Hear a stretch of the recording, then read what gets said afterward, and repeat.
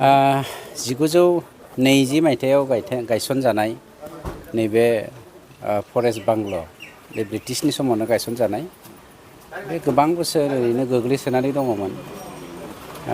दिनैनि दिनाव जोंनि मानब गेदेर चिफ प्रमद बर' बिथांनि जा दैदेननाय माने रेभिनिउ जेनेरेसन आरो इयुथफोरखौ थांना थानायनि लामा नागिरनायाव एनकारेजमेन्ट होनायनि थाखाय टुरिजिम सेक्टरखौ जोङो खोब स्ट्रंलि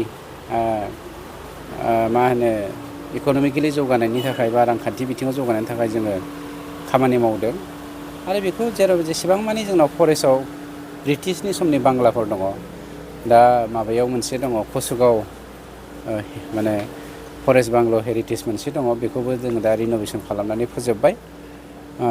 बेखौबो दिनै रुनिकाटा फरेस्ट बांल' हेरिटेजखौबो जोङो दिनै अपेनिं खालामबाय फिथा होनानै नब्लांनि फिथा होनानै गोजोननाय मोन्दों। दिनैनिफ्राय जों नैबे एसे दंबावो बाउन्डारि वालनि जेंना बाउन्डारि जेंनाया बे बाउन्डारि वालखौ जोङो उनाव बानायसिगोन। दिनै मानसिफोर जिरायनो मानो आलासिफोर फैबा जिरायनो मानो उसुबिदा जानायखाय रानिकाटा हालामावहाय आलासिफोर फैबा हर थानोबो जायगा गैयिनि थाखाय जों बेखौ दिनै फिथा होबाय।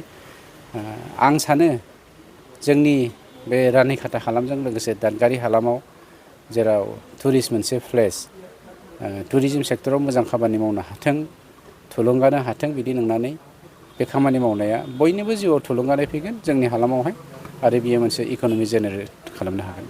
जोङो नुनो मोनो सार उडेनजोंनो रिन'भेसन खालामनाय नुनो मोनो। बियो कमप्लिटलि उडेन बियो साल दंफांजों 1920 मायथाइनि साल दंफां हानायजोंनो बानायनाय जास्ट बेवहाय माखासे गोबाय गिजि जानायखौल' जोङो फोसाबदों बाखि जेबो माबायाखै एज इट इजनो जों दोनजोबदों।